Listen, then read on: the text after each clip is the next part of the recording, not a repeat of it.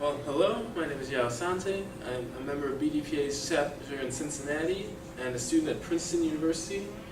And the topic of my Itshowcase paper is the applications of computational network analysis in advancing drug discovery. Now let's begin by addressing the obvious. What is drug discovery? Drug discovery is the first step in drug development, a 5-step process as outlined by the Food and Drug Administration, by which scientists can identify and test drugs test compounds in hopes of developing new drugs for consumer use. First, we identify these compounds for effects on diseases in the first stage called drug discovery, before preclinical testing, which is laboratory testing, and clinical trials on patients before last reaching FDA review and hopefully getting approved at least one drug from this process. As you can imagine, this involves a lot of computational analysis, a lot of scientific analysis, but as you can see in Figure 1, requires a lot of time. As shown here, this process of drug discovery and preclinical testing alone can take in excess of 6 years, and the whole process can take in excess of 10 years. And that's not all. The process also levies high costs on the researchers that perform it. The cost of developing a prescription drug market, as estimated by Tufts, was about $2.6 billion. Worse still, the trial success rate is rather low, with clinical trial success rate being rated at below 12% and having a low return on investment for investors. Quite simply, the process doesn't really have these sort of gains that you would expect, considering the high costs that are being paid. So what can we do? Well, it's a process that involves a lot of data and involves the analysis of how those sets interrelate. And as such, we can look to data science for a solution. And one of these solutions comes in the form of networks. And networks are a subtype of point connection models called graphs. Now, graphs are a staple of discrete mathematics, and they're introduced by Leonard Euler in the early 18th century to address the bridges of Königsberg problem, which is essentially, it asks, can you reach each spot in the city by crossing each bridge only once?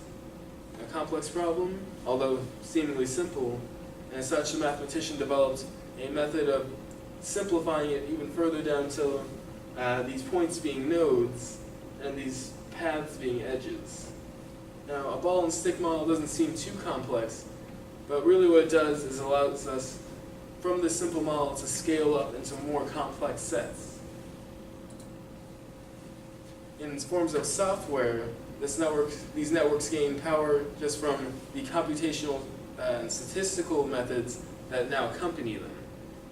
You can look at Gephi and Sidescape, two popular options, and both of which contain these features that allow us to see the relationships between points.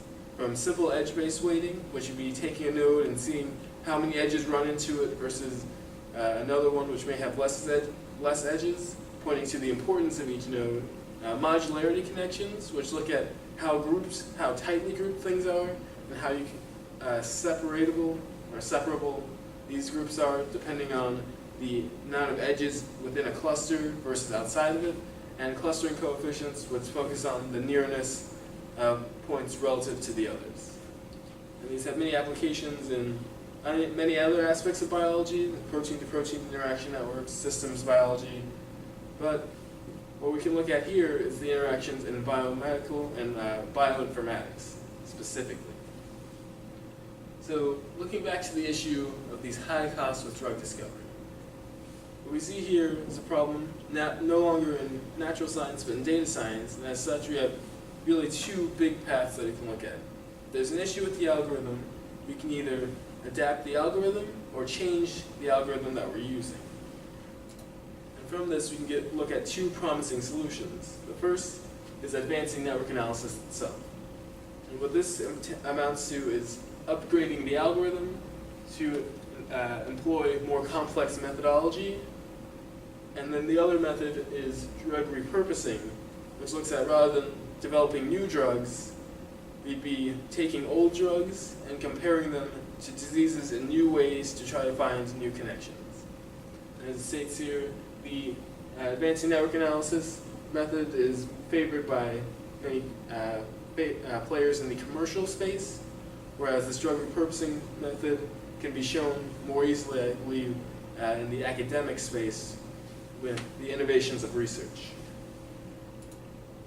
So when we look at advancing networks, what we're looking at is advancing neural networks, the idea of imitating human brain connections through software, and one of the big frontiers in this is with deep learning.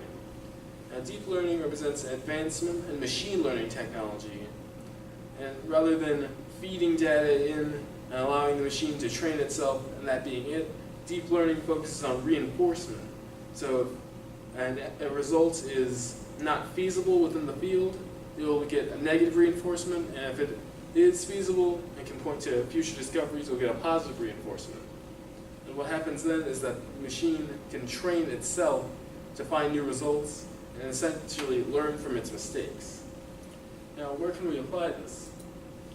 Well, there's been a lot of progress in this space, a lot of it from commercial players, with Johnson & Johnson and Benevolent AI working on novel clinical stage drug candidates, working together on that through one of their subsidiaries. With Google's DeepMind, a subsidiary that works specifically on deep learning, pushing the focus now towards protein folding and one of the applications of that in biomedical informatics. And AstraZeneca, another big name, looking at working on recurrent neural networks with, there's that buzzword, reinforcement learning. Now, one of the drawbacks of this approach is that it's still novel development, as opposed to the method laid out earlier, which repurposing.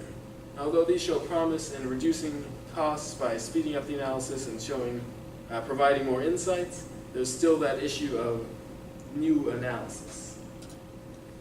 Now, drug repurposing allows us to use old drugs and analyze them for new connections.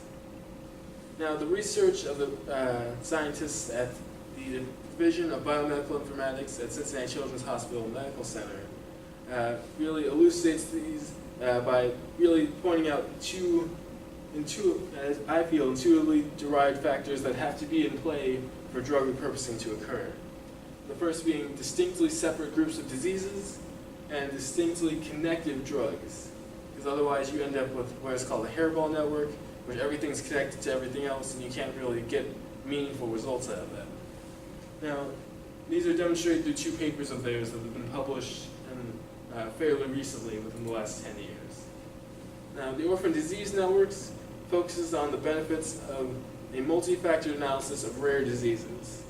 And what really the impact of this is that because these diseases don't have a lot of data behind them, the researchers were pushed to analyze all of them and analyzing them through specific factors. And what they were able to find was that there were factors that you could not, or insights that you could not tell unless you used this form of analysis. And one of the consequences indirectly was that you can see that specific factor-linked modules can exist in some of these disease networks. That these diseases, even rare diseases, can be split into meaningful groups by their categories. And from that, we can also look to whether these drugs can connect to these groups.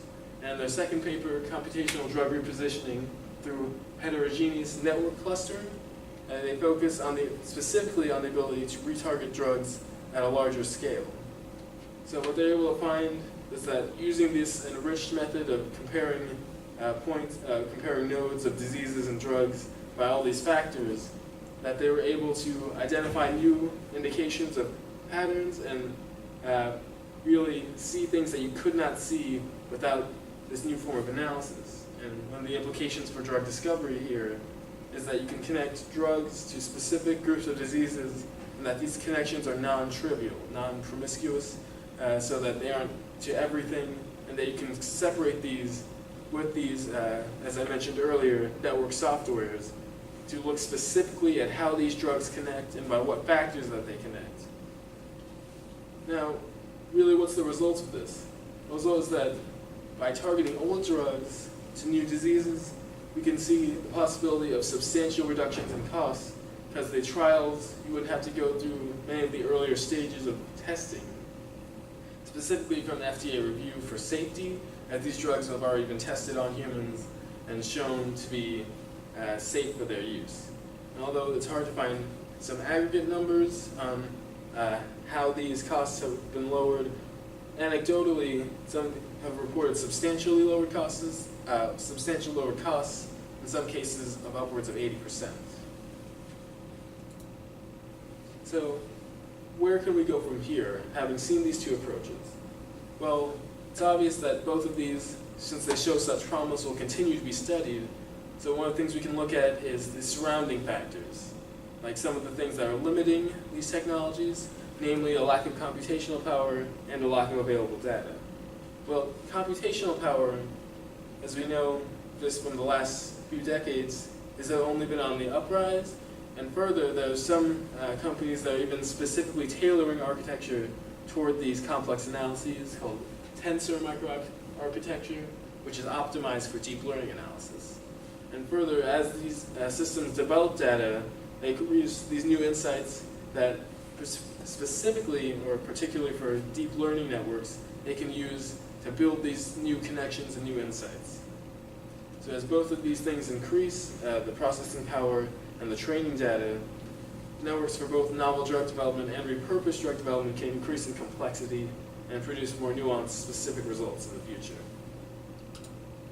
In summation, information technology has really enabled this new frontier in biomedical science with visualization and high throughput analysis with some of these software, allowing us to more easily observe these connections, and with techniques like deep machine learning and clustering analysis, global analysis, allowing us to better quantify and place empirical numbers on how these diseases and drugs and frankly human genes are related to each other.